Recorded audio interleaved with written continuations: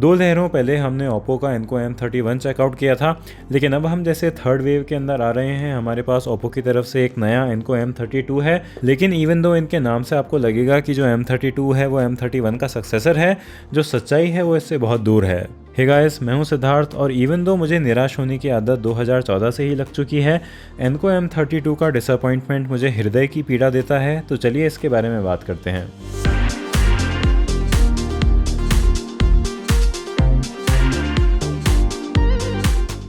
Box के अंदर आपको ईयरफोन मिलेंगे, एक मैनुअल मिलेगा, कुछ ईयर टिप्स मिलेंगे और एक USB-C चार्जिंग केबल मिलेगी।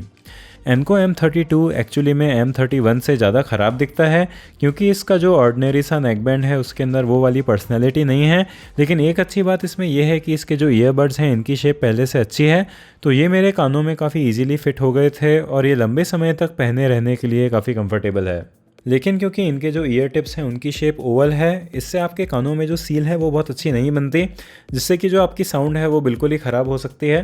तो मैं इसके लार्जर ईयर टिप यूज़ कर रहा हूँ, जो कि फिर भी मेरे लिए थोड़े बड़े हैं और मुझे लगता है कि कई लोगों को इन ईयरफोन्स में अपने कानों में एक प्रॉपर सील बनाने में दिक्कत आएगी।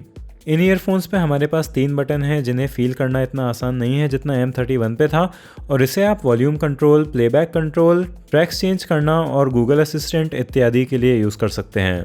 इसका जो USB-C चार्जिंग पोर्ट है वो कवर्ड है, तो इसमें हमें IP55 dust and water resistance rating मिलती है।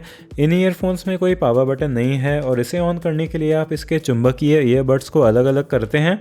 ये सिस्टम काफ़ी अच्छा है, क्योंकि इससे आप इसे अपने फ़ोन से कम स्टेप्स में कनेक्ट कर सकते हैं। और इन ईयरफोन्स में एक ऐसा फंक्शन भी है जिससे आप जल्दी से 2 डिवाइसेस के बीच में इन ईयरफोन्स को स्विच कर सकते हैं। इसमें हमें ब्लूटूथ 5.0 लो लेटेंसी मिलता है, तो जो पुराने ईयरफोन्स हैं उनके मुकाबले इसके अंदर जो लेटेंसी है वो सही में कम है, तो गेमिंग के लिए ये ईयरफोन्स अच्छे हो सकते हैं।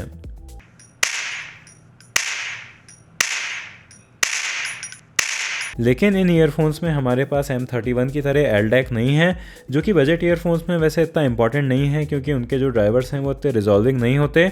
लेकिन ये बात ये दर्शाती है कि जो ओप्पो है उसका जो फोकस है वो ऑडियो क्वालिटी से हट चुका है। और हम प्रायोरिटीज़ की बात करें तो इन ईयरफोन्स की जो बैटरी लाइफ है वो पहले से काफ़ी अच्छी हो चुकी है। इनके अंदर हमें 28 घंटे का प्लेबैक मिलता है और सिर्फ 10 मिनट के चार्ज से ये 20 घंटे तक चल सकते हैं। इनका जो वेट है वो भी पहले से 20% बढ़ चुका है, लेकिन 18 घंटे की जो एक्स्ट्रा बैटरी लाइफ है उसके लिए ये बिल्कुल वर्थ रहना चाहिए। ओप्पो एनको M32 का माइक्रोफोन ऐसा साउंड करता है, ये काफ़ी एवरेज साउंड कर रहा है और इसमें एक मुझे अजीब सी नॉइस भी सुनाई दे रही है। वीडियो आपको अच्छा लग रहा है तो इसे थम्स अप ज़रूर दें और आप सब्सक्राइब भी कर सकते हैं बेल के साथ, जिससे कि आगे के वीडियोस मिस नहीं हो।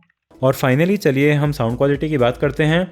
और अगर ये बोट की तरफ से या फिर OnePlus की तरफ से भी कोई नेक बैंड होता तो मैं सिर्फ ये कह देता कि इसके अंदर हमारे पास typical V shaped sound signature है, जो कि इस प्राइस के अंदर ख़राब नहीं है। लेकिन जो ओप्पो का M31 है वो इन सारी बातों के अंदर अपवाद था, और इससे ओप्पो ने ये दिखाया था कि आप इस प्राइस रेंज के अंदर क्या अचीव कर सकते हैं।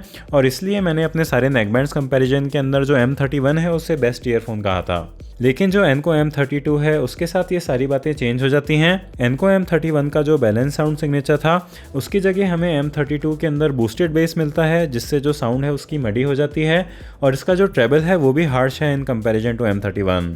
इस तरीके का बदलाव ओप्पो की तरफ से काफ़ी निराशाजनक है, क्योंकि ओप्पो जो है उसमें थोड़ा ऑडियोफाइल DNA है, क्योंकि इनके जो कुछ प्रोडक्ट्स हैं वो काफ़ी रिस्पेक्टेड हैं ऑडियोफाइल कम्युनिटी में। तो लोग ओप्पो से ये आशा रखते थे कि वो ध्वनि की गुणवत्ता को समझ सकें। एक और चीज़ जो इसे और ज़्यादा डिसअपॉइंटिंग बनाती है वो ये है कि जो ओप्पो है उसकी पेरेंट कंपनी रियलमी और OnePlus को भी ओन करती है। तो अगर इन्हें इस तरीके का ही कोई प्रोडक्ट रिलीज़ करना था तो ये OnePlus या रियलमी की तरफ से भी कर सकते थे, instead of destroying a lineup जिसकी ऑडियोफाइल कम्युनिटी के अंदर अच्छी प्रतिष्ठा थी। तीसरी चीज़ जो इसे डिसअपॉइंटिंग बनाती है वो ये है कि ओप्पो चाहता तो इसके अंदर एक वी शेप्ड साउंड सिग्नेचर के साथ बैलेंस मोड भी रख सकता था, क्योंकि जो M31 है उसके अंदर आप ड्यूल EQ मोड के साथ स्विच कर सकते थे बूस्टेड बेस मोड में और बैलेंस मोड में। लेकिन ओप्पो M32 के अंदर हमारे पास ऐसा कोई फीचर नहीं है, और जैसा इसका साउंड सिग्नेचर है आप उसी के साथ फंसे रहेंगे।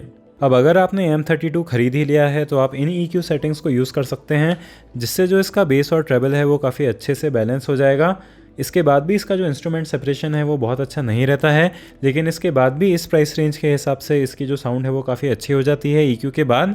लेकिन इसके बाद भी इसका जो ट्रेबल है उसमें M31 जैसी स्मूथनेस नहीं आती, जिसकी मैं काफ़ी वैल्यू करता था। तो ओवरऑल मैं ये कहूँगा कि मेरी ज़िंदगी में और चीज़ें भी हैं जो इससे ज़्यादा निराशाजनक रही हैं, जैसे डेक्स्टर न्यू ब्लड का लास्ट एपिसोड।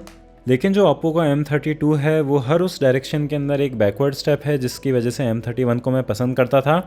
अब मुझे ये नहीं पता कि जो M31 है वो अभी भी सेल पे होगा क्या, लेकिन अगर ये है तो इसे आप ख़रीद लीजिए, और बाकी मैं वीडियो डिस्क्रिप्शन के अंदर कुछ ऑल्टरनेटिव्स का लिंक देने की कोशिश करूँगा। And that was it for this review, और अब आप जाके अपनी ज़िंदगी के साथ कुछ अच्छा कर सकते हैं।